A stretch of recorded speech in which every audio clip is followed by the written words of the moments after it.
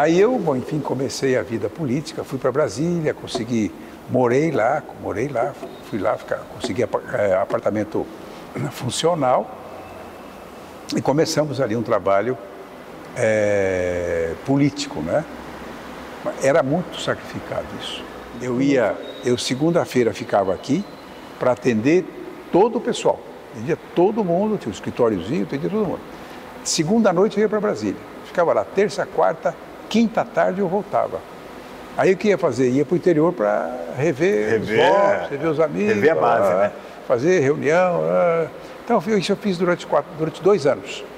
Aí veio um convite para eu ser candidato a vice-prefeito. Foi o primeiro erro. O primeiro erro que eu fiz foi sair do PSDB e fui para o PFL. Segundo erro foi ter saído candidato a vice-prefeito. Foi um desastre na minha vida. Desastre total. Porque aí o que acontece? O prefeito não tinha nenhuma qualificação pessoal para ser prefeito, foi eleito, que era Celso Pitta, fui eleito junto. Com apoio forte do Maluf. Forte do ex-prefeito Maluf. E aí fomos eleitos. Bom, e aí começou um transtorno na minha vida, né? Por quê? Porque eu não conseguia acompanhar o que eles queriam. Então eu comecei a ter resistências a todo instante. Todo dia era uma briga, todo dia nós tínhamos confronto. Eu e o prefeito, todo dia. Até um belo dia que eu apresentei a primeira denúncia no antigo jornal da tarde, Folha da Tarde. Era um jornal da Folha da Tarde, me lembro bem. Fiz a primeira denúncia contra o prefeito no jornal da Tarde, Folha da Tarde. E aí, bom, aí virou... Aí rompeu tudo, acabou né? tudo. Aí ele me chamou, falou, não, você fala com o chefe de gabinete, com o secretário de governo, acerta com ele, não tem que acertar nada com o secretário, enfim, virou um inferno. Aí eu era o secretário de Educação, estava fazendo um bom trabalho na Secretaria de Educação, reconhecido até pela oposição, mas não dava para ficar, ele me exonerou como secretário, eu não ia trabalhar, portanto, que eu vice e nada é a mesma coisa, foi quando eu consegui entender bem isso, sabe? Vice e nada é a mesma coisa, vice não presta, vice não serve para nada. Por quê? Porque você não tem função própria. Então, a tua dimensão política é aquela que o prefeito quer, ou que o presidente da República quer, ou que o governador quer. Pronto. Então, eu não tinha mais o que fazer, pedi, na mesma hora ele me exonerou da Secretaria de Educação, eu pedi a suspensão dos meus vencimentos. Eu não vou trabalhar, não vou receber. Bom. E fui para o meu escritório de advocacia. Não podia advogar contra a Fazenda Pública, porque eu era vice-prefeito. Não podia fazer nada. Fiquei parado, enfim, estudando. 2 anos. 2 anos. Aí terminou o mandato, eu concorri de novo. A deputado federal? A deputado federal. Fui eleito outra vez, 48 mil votos. Você já manteve o seu capital? Mas não mais da época eu já estava no PFL. Eu estava nem no PFL, eu estava no PSC, Partido Social Cristão. Eu não sou cristão, não sou nada, mas enfim, fui para partido, mas era o partido que me dava condições de eleição, né? Aí fui para lá, fui eleito a segunda vez, e aí eu terminei o mandato. O mandato todo, terminei o mandato bonitinho. Bom, e aí acabou minha vida política. Então, pronto. Então, estou te dando fases, né? Mas foram 2 eleições? 2 mandatos. 2 mandatos. Aí, e um mandato truncado aqui de vice-prefeito, né? Mas isso já aponta uma passagem pelo Poder Judiciário, de 30 anos. Depois uma passagem 2 mandatos breve pela Prefeitura de São Paulo. Isso. E 2 mandatos de deputado federal, ou seja, os 3 poderes. Os 3 poderes. Eu consegui aprender bem os 3 e hoje acho que o melhor de todos eles, ainda apesar de todos os defeitos, é o Judiciário. O Judiciário você tem dignidade. Pode ter seus problemas, pode ser seus defeitos, pode ser o que for, mas tem dignidade. Você não vê uma regra assim de... No Congresso tem gente boa e tem gente ruim. Tem de tudo. Mas onde você pode fazer as coisas realmente é no Executivo. Você pode realmente fazer. Eu me lembro bem de um ponto em que a população talvez se recorde disso. eu tinha casas, quando eu assumi a prefeitura, no afastamento do prefeito, as casas aqui na Zona Leste estavam sendo derrubadas com o trator. Uma judiação. Aí o pessoal me procurou, lá dessa região me procurou, eu era o prefeito, na memória eu bati um decreto desapropriando. Parou a quebra das casas. Só que depois precisava depositar. Depositar o dinheiro. Não mais eu, porque eu já tinha saído da prefeitura. E aí a Marta Suplicy, que sucedeu o Pita, foi e teve a gentileza de me ligar. No dia em que ela foi que ela depositou o dinheiro e foi comunicar isso à comunidade, ela me ligou. Ela falou, estou cumprindo aqui seu ato de desapropriação, estou cumprindo. Que foi uma gentileza política. Com certeza, com certeza. Aprecio, pode ter seus defeitos que tiver, mas eu aprecio por esse gesto simbólico e correto que ela fez. Bom, Régio, depois dessa trajetória toda de magistratura, de poder legislativo, de poder executivo, conta um pouco para nós como toda essa experiência casou com a atividade docente, entre magistério e entre sala de aula mesmo, doutrina, coisas assim. Durante o período em que eu fui deputado federal, fui obrigado a me afastar, porque a Constituição não permite que haja acumulação de cargos entre cargo político e cargo em autarquia. E o senhor é uma autarquia. Eu tive o mesmo problema que o Zé Afonso. O Zé Afonso assumiu a Secretaria de Segurança Pública e foi ele que me avisou até. Nós cruzamos o corredor e ele falou, olha, tem que se afastar, hein? Eu falei, por que eu vou me afastar? Eu sou deputado, não, tem que se afastar. Aí eu fui conferir, realmente, ele falou, nem precisaria conferir, porque ele tinha falado, né? Mas eu tive que me afastar, fiquei 2 anos afastado num primeiro momento, mais 4 como prefeito, fiquei como vice-prefeito, mas então fiquei 6 anos afastado e depois na minha eleição mais 4. Eu fiquei 10 anos afastado da vida docente, do dia a dia, né? Mas apesar disso, eu ainda eu reservava uma turma de faculdade para dar aula. Ou seja, era uma atividade voluntária, mas que você exercia dentro do cargo que ocupava. Sem poder dar aula, que havia um impedimento constitucional, mas ainda assim eu tinha uma turma minha que eu ia lá dar aula permanentemente. O impedimento era para receber, não era para então você dava aula corretamente. Para exercer você dava aula cargo, corretamente. Mas eu dava aula corretamente, mas eu não podia receber nada e tudo, né? Então, por quê? Porque, segundo o que está por trás disso, é que você sendo político, deputado, você poderia influenciar uma autarquia qualquer, mas não a USP, né? Claro. O que na USP? Mas se for uma autarquia empresarial, vamos dizer, aí sim você pode ter benefícios daquilo. Mas aqui não tinha o que fazer. Mas mesmo assim mantive o contato, te via permanentemente na faculdade, mas você perde o contato. Queira ou não queira, você fica distante da faculdade. Você fica esse tempo todo. Quando terminou meu mandato, voltei para o departamento, e aí o departamento já estava remodelado, né? Já tinha, ainda assim, presidi o concurso do professor Choeire, presidi o concurso do professor Heleno, depois, presidi, acho que foram os 2 concursos que eu presidi, e participei de outros tantos, né? E aí você vem, então, a combinar isso tudo, quer dizer, agora a experiência que a política te dá é espetacular, porque você passa a ter, primeiro, você passa a falar, porque como juiz eu não falava, como juiz é só caneta e dá baixo processo, você não tem mais contato com aquilo e acabou. E foi uma mudança muito forte na minha cabeça. Por quê? Como juiz você decide sozinho, decide, acabou, assinou, pronto, acabou. Lá você nunca decide sozinho. Então, o pessoal o partido se reunia, nós éramos 17 deputados daqui, na época, fomos eleitos em 17 do PSDB, a gente se reunia e então ficava o problema de vamos fazer um acordo. Eu falei, não, eu não faço acordo com ninguém. Então, levantava e saía. Ora, isso é incompatível. Desgastava na política, né? Isso é incompatível com a atividade política. Você senta, ouve, faz o acordo, se quiser, não faz se não quiser, ou faz um acordo que seja palatável para a tua convicção. Mas nunca, você levantava e ia embora. Aí o que acontece? O partido se reunia e não me chamava mais. Então eu passei a ser, entre aspas, o mala, né? Ninguém mais queria a minha companhia, porque aí eu comecei, o pessoal a compreender isso, comecei a conversar muito com os colegas lá de Brasília, conversei muito com ele, o que ele achava. Aí eu fui entendendo melhor. Entendendo o que era a vida política, né?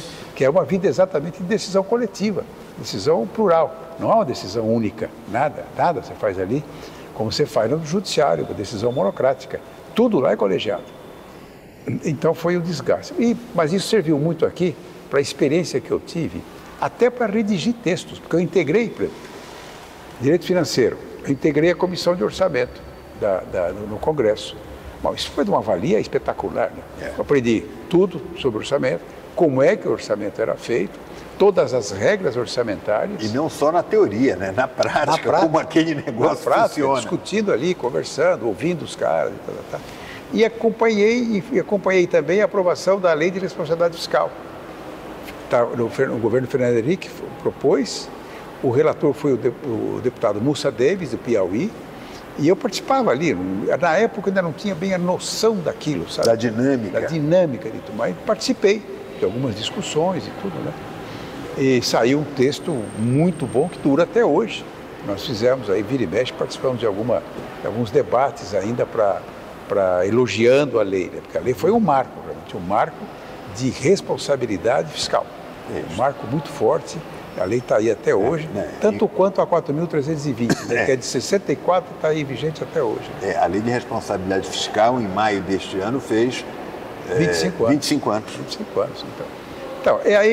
Aí, professor, o que acontece? Você acaba de tanto estudar lei, que você se cansa com isso. Eu me cansei, confesso para você que eu me cansei com isso. E aí, bom, eu sempre tive uma veia supostamente literária ou supostamente idealizada, artística, né? Aí comecei, então, a produzir um primeiro romancinho pequenininho, foi publicado. Aí me entusiasmei por outras coisas. Qual foi o nome do primeiro? O primeiro foi, primeiro eu escrevi Mistério em Marrakech. Eu escrevi em Marrakech, foi muito interessante. Depois escrevi, não me lembro, sei eu como é que chama. Quantos já são? São 5 romances já. O último agora está sendo lançado pela mesma editora que começou a editar os meus, que é sobre a Cracolândia. Né? Eu tive experiência lá na Cracolândia, passei a visitar em algumas oportunidades, conversei muito com as redes sociais ali que estavam lá, com policiais que estavam lá, e aí eu não tinha capacidade de escrever um livro em sociologia sobre aquilo, nem um livro de psicanálise. Eu queria escrever um romance, contando fatos que ocorrem ali na Cracolândia, o que ocorreram no futuro. Isso é o último romance. Que está sendo lançado. Sendo lançado. E agora vou fazer um registro aí. Eu já acompanhei o professor Régis com pelo menos 2 turmas de pós-graduação na área de direito financeiro, visitando a Cracolândia. É isso. Recorda? Fomos à Cracolândia, visitar a Cracolândia, mostrar para os alunos o que é a realidade. E o que é a política pública colocada. Pois é, e como é que você aloca verbas ali para ajudar a resolver aquele assunto. E como os 3 níveis federativos não funcionam, não dialogam entre si. Matéria tipicamente direito financeiro. É isso. Eu levava os alunos lá e os alunos saíam de lá arrepiados, né, de observar aquela tragédia que é aquilo. Como entre um e outro, a gente encontrou muita diferença entre uma visita e a segunda visita. Claro. E cada vez muda. De repente foram lá, os governadores e prefeitos foram lá e esparramaram isso pela cidade toda. Foi um desastre, né? Um desastre completo. Mas hoje ainda estão lá reunidos na mesma rua, em uma das ruas, não mais na mesma, porque eles tiraram de um lugar, foi para a Praça Princesa Isabel, e hoje estão na Rua dos Protestantes. Então, eu fui lá recentemente, ainda vi lá. Então, enfim, isso resultou um romance. Quando eu fui para Marrakech, pintou outro romance, que eu vi toda uma cena completamente diferente, né? Escrevi um livro lá. Depois escrevi um outro que se passa começa na Serra da Capivara, chama O Assassinato do Presidente. Aí disseram que eu queria matar o presidente. Eu falei, não quero matar o presidente, deixa o presidente quietinho aí. Na verdade, era um texto em que matavam o presidente, mas, claro, que era um deles qualquer, né? Começa na Serra da Capivara, vem para São Paulo, de São Paulo vai para Minas, de Minas vai para outros lugares, enfim, saiu lá um texto interessante. Teve um que era, eu não me lembro o nome exatamente dele agora, que é o cara que volta à sua cidade de origem, só que ele foi criado na cidade de origem, saiu da cidade de origem, foi um homem muito bem sucedido e volta para a cidade. Só que o que acontece? Ele não passa a não ser bem recebido. E ele imagina coisas, né? Ele começa a cumprimentar as pessoas não respondem. Ele vai dormir num local, esse é um romance meio psicodélico, sei lá, né? Tomar lisérgico, né? Ácido lisérgico. Ele vai dormir numa pensão, na época só tinha pensão, não tinha hotel, vai dormir numa pensão, e de repente ele começa a escutar uma orquestra maravilhosa, e ele se levanta, e está lá Rubinstein tocando, e de repente ele olha para o lado, ele está no meio dos ratos. Isso ele faz então a diferença, né, a significação, a referência entre a vida dura que ele teve lá atrás e a vida que ele queria, a vida que ele almeja, e onde ele está agora, ele é um homem bem sucedido, né? Mas por que ninguém cumprimenta o cara? Porque ele era negro. Quando ele era pequenininho, passa bonitinho, coisinha interessante, né, bababá. Mas depois ele tornou-se um homem bem sucedido, só que ele era negro, então ele ia na cidade e o pessoal virava a cara. Os amigos antigos dele, que tinham inveja do sucesso dele, entendeu? Então é um livro que eu cuido um pouquinho aí dos problemas de preconceito, né? Uhum. Enfim, partir para esse campo literário, né? Que me deu muito prazer. Isso, agora, né? Isso tem conexão também com aulas de pós-graduação. Claro. Fala um pouco dessa conexão entre direito financeiro e outras disciplinas não jurídicas e como é que isso influi uma coisa com a outra. O direito nunca é somente norma jurídica. Eu acho que quem tem essa visão de pensar só em norma jurídica não tem a visão do todo. Pode ter uma visão normativa, ok, mas não tem a visão do sentimento todo que engloba a área jurídica. Então, aí você tem problema religioso. O religioso é um problema jurídico.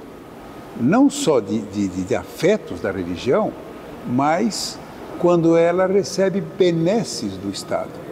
Como o Estado é laico, o Estado não pode dar favores prestar favores para a religião, mas presta. Por quê? Porque hoje o campo de atuação dos religiosos é muito forte. Politicamente forte. Então, banca o cara, dá votos para a pessoa e tal. E isso influencia o direito, com certeza. Agora, por exemplo, na reforma tributária, o que acontece? Na Constituição está dito que o Estado é laico e não pode, de forma alguma, dar subsídio, ou seja lá o que for, para igrejas. Para templos de qualquer culto. Templos de qualquer culto. Só que, o que acontece? Você não pode tributar, portanto, né? E agora foi feita uma reforma recente em que não só a igreja ou o templo é imune, mas também a casa pastoral ou as casas ligadas à igreja, ou seja, uma intervenção violenta da igreja no direito no Estado, o que é incompatível com todo mundo. Por quê? E quem não é religioso tem que sustentar isso? Tem que participar também de recursos que você dá. É uma discussão muito grande. Outro problema que surge também, nós enfrentamos isso na sala de aula, e a cruz? A cruz é um símbolo cristão, mas é um símbolo católico. O símbolo cristão, na verdade, da origem, era o peixe. Era o peixinho. O pessoal se identificava lá com o peixe. Mas o que prevalece hoje nos tribunais todos é a cruz. E como é que faz? é um cara que não é católico e é obrigado a conviver com uma cruz. E quem não é religioso? Como é que faz? Pior ainda, né? Então, enfim. O Supremo até decidiu isso agora, decidiu, dizendo que não tem importância. Não ofende, que está tudo bem. É conversa mole, né? Porque os caras são religiosos e dão um nó interpretativo. Passa para poder manter. E nós temos até um judeu na Suprema Corte. Pois é, professor. Que eu não sei como ele votou.